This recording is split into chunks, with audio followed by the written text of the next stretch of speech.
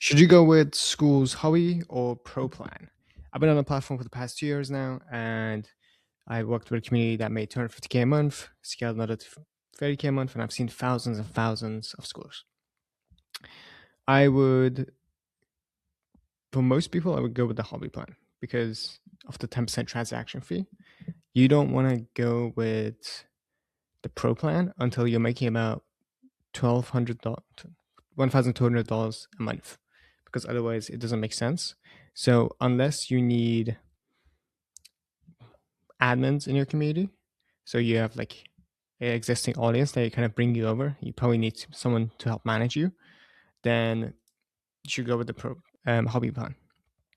And custom URL isn't like too important, nor affiliates when you're starting out. So basically, unless you're planning to make $1,200 a month very quickly, then I would buy yourself extra time and go with the hobby plan. That's pretty much it. It's pretty simple. Bye.